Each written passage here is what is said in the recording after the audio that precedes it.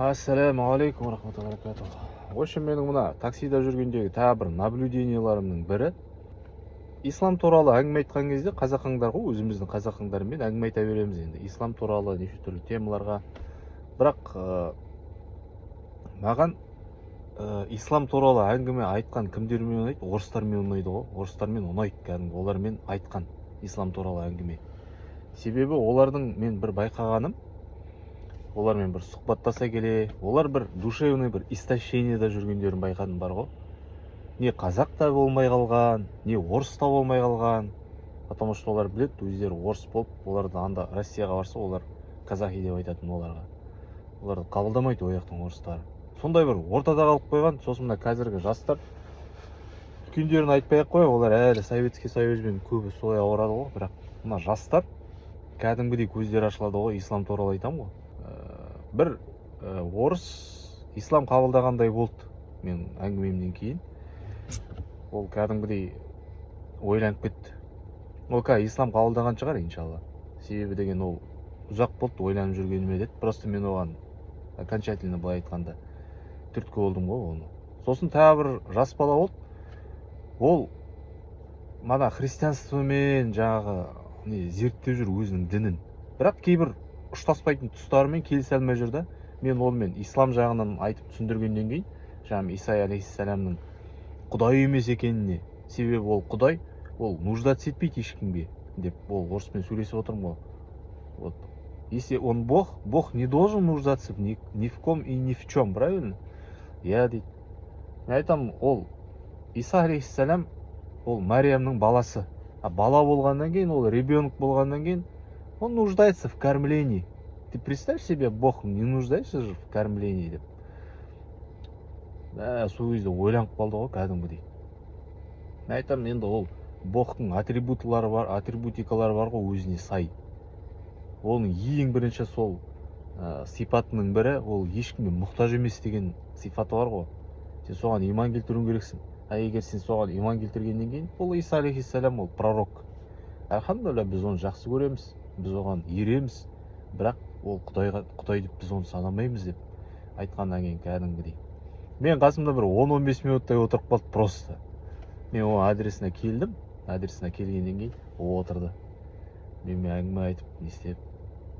Сонымен мен ары қарай исламды изучать етемін деп кетті. Потому что ата-анасы өзі былай верующий екен. Аллахқа сенеді, церковьға барып тұрады, сондай нелері бар. Ол да өзінің бір имани тұрғыда ол имани тұрғыда дамыған адам ғой, былай айтқанда. Просто тек ақиқат іздеп жүрген адам ғой. Сосын тағы бір жағдай, бір орыс әйелі отырды. Сол орыс әйелмен мен басым ауырып кетіп как раз сол кезде. Сосын әбден адреске қарап қалсам, церковь деп жазылып тұр екен. Церковьтің адресі екен.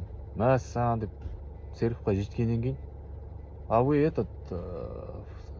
не деп бірдеңе деп, в общем, церковь туралы бірдеңе деп сұрап едім ол кісіден. 3 күн болды ма, нені попты таба алмай жүрмін. Свечамды, бірдемені ұстап алған қолына, осыны оқытып алайын деп едім дейді. Солай бізде де шаятындар бар ғой, христиандарда да бар сондай. Мына затымды оқытып алайын деп едім, поп 3 күн болды таба алмай жүргеніме. Келем, ол болмай қалады, постоянно келген сайын деп. Сосын мен айтам ғой, негізінде бір Аллахқа сенсеңіз, сол негіз жеткілікті. Взывайте ко мне, и я вам отвечу. У нас есть в Коране аят деймін.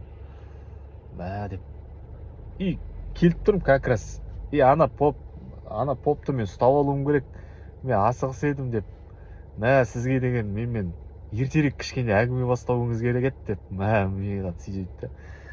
Субханалла дедім ғой. Сол әйел адам кетіп қалды, мен кетіп қалдым.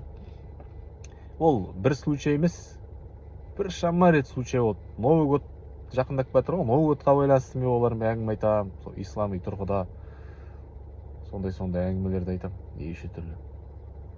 Сол бір орыс жігіт келді, тоже айтады, ислам туралы сұрақтар қойды, мен олардың барлығына сұрақтарына жауап бердім. Сонда маған таң қалып қалды ғой. Мен дейді, сендерді мына сақалмен немен жүргенде, мен сендерді бір адаммен сөйлесе алмайтын, анандай бір дикарь сондай болып көретін едім дейді бар ғой. Бір сондай бір залым адамдар сияқты көретін едім деп тұр ғой. Иә, приятным этим деп тұр ғой, впечатление қалдым сендерден деп. Рахмет деп кәдімгі сөйтіп кетіп қалды. Сондықтан қазақтарға қарағанда, альхамдулилля, қазақтармен де сөйлесе береміз ғой енді. Бірақ орыстардың ислам тыңдау, исламмен әңгімелесу жағынан бөлек біздікілерге қарағанда. Біздікілер мана ата-баба сондай нелермен кетеді әңгімеде. Олармен ата-баба туралы сөйлеспейсің ғой. Ол сен ата-бабаң деп отырмайсың ғой, менің ата-бабам деп отырмаймын ғой. Ол жерде тек ақиқатты айтып отырасың да. Ақиқат ең бастысы сол. Ислам деген ол біреудің жеке меншігі емес қой. Ислам ол Аллахтың діні. Солай ғой.